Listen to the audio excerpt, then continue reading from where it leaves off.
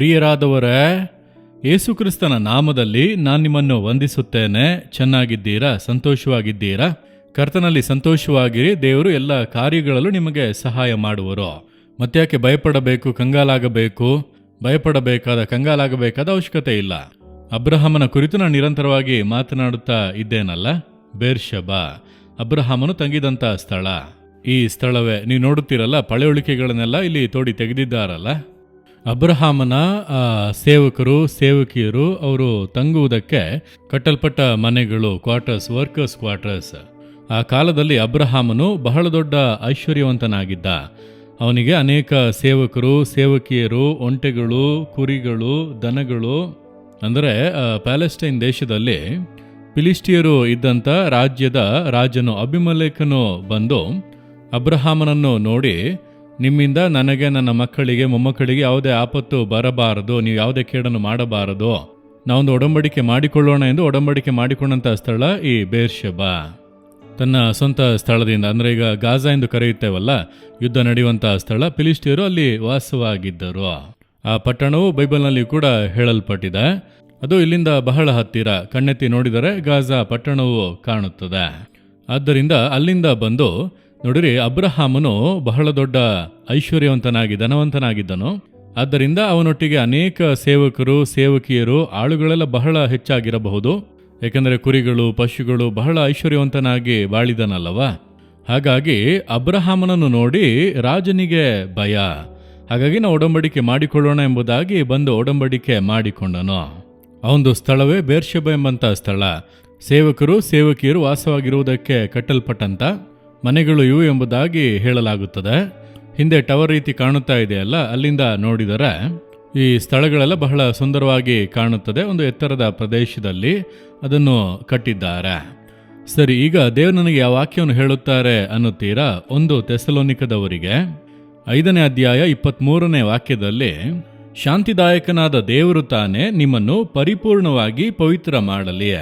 ಪರಿಶುದ್ಧತೆ, ದೇವರು ಪರಿಶುದ್ಧರಾಗಿರುವವರು, ನಾವು ಕೂಡ ಪರಿಶುದ್ಧರಾಗಿರಬೇಕೆಂದು ದೇವರು ಬಯಸುತ್ತಾರೆ.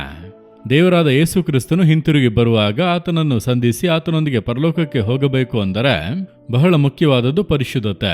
ನಮ್ಮ ಆತ್ಮ ಪ್ರಾಣ ಶರೀರದಲ್ಲಿ ಪರಿಶುದ್ಧತೆ. ನಾವು ಪಾಪ ತುಂಬಿದಂಥ ಲೋಕದಲ್ಲಿ ಬಾಳುತ್ತಾ ಇದ್ದೇವೆ. ಅನುದಿನವೂ ಪಾಪದ ಕರೆಗಳು ಆಗುತ್ತಲೇ ಇರುತ್ತವೆ. ಹೇಗೆ ದೇವರು ಬಯಸುವಂಥ ಪರಿಶುದ್ಧತೆಯಲ್ಲಿ ಬಾಳಲು ಸಾಧ್ಯ? ಅದಕ್ಕೆ ದೇವರು ಹೇಳುತ್ತಾರೆ, ಆತನೇ ನಮ್ಮನ್ನು ಪರಿಶುದ್ಧ ಮಾಡುವವನು. ಆತನು ನಂಬಿಗಸ್ತನು, ಸಮಾಧಾನದ ದೇವರು. ಆತನು ನಿಮ್ಮನ್ನು ಪೂರ್ಣವಾಗಿ ಪವಿತ್ರ ಮಾಡುವನು. ನೀವು ಆತನನ್ನು ಆಶ್ರಯಿಸಿಕೊಳ್ಳಿ ಸಾಕು. ಪರಿಶುದ್ಧತೆಗೆ ಆತನನ್ನೇ ಆಶ್ರಯಿಸಿಕೊಳ್ಳಬೇಕು. ನೀವು ನಿಮ್ಮನ್ನೇ ಪರಿಶುದ್ಧ ಮಾಡಿಕೊಳ್ಳುವುದಕ್ಕೆ ಸಾಧ್ಯವಿಲ್ಲ. ದೇವರೇ, ನೀವು ನನ್ನನ್ನು ಪರಿಶುದ್ಧ ಪಡಿಸಿರಿ, ನಿಮ್ಮಿಂದಲೇ ಪೂರ್ಣವಾಗಿ ನನ್ನನ್ನು ಪರಿಶುದ್ಧ ಮಾಡಲು ಸಾಧ್ಯ. ಅದಕ್ಕೆ ನನ್ನನ್ನು ಒಪ್ಪಿಸಿಕೊಡುತ್ತೇನೆಂದು ಅರ್ಪಿಸಿದರೆ ಸಾಕು. ದೇವರೇನು ಹೇಳಿದ್ದಾರೆ? ನಾನು ನಿಮ್ಮನ್ನು ಪರಿಶುದ್ಧ ಮಾಡುವ ಕರ್ತನೆಂಬುದಾಗಿ ಹೇಳಿದ್ದಾನಲ್ಲ. ನಾನು ಅದನ್ನೇ ನಂಬುತ್ತೇನೆ. ದೇವರೇ, ನನ್ನಿಂದ ಪರಿಶುದ್ಧವಾಗಿ ಬಾಳುವುದಕ್ಕೆ ಸಾಧ್ಯವಿಲ್ಲ. ಆದರೆ ನೀವು ನನ್ನನ್ನು ಪರಿಶುದ್ಧಪಡಿಸಿ ಪರಿಶುದ್ಧವಾಗಿ ಬಾಳುವಂತೆ ಮಾಡುವ ದೇವರು. ನಾನದನ್ನು ನಂಬುತ್ತೇನೆ. ನನ್ನನ್ನು ಪರಿಶುದ್ಧಪಡಿಸಲು ಶಿಲುಬೆಯಲ್ಲಿ ರಕ್ತ ಸುರಿಸಿದಿರಿ. ಆ ರಕ್ತದಿಂದ ನನ್ನನ್ನು ತೊಳೆದು ಅನುದಿನವೂ ಪರಿಶುದ್ಧಪಡಿಸಿರಿ.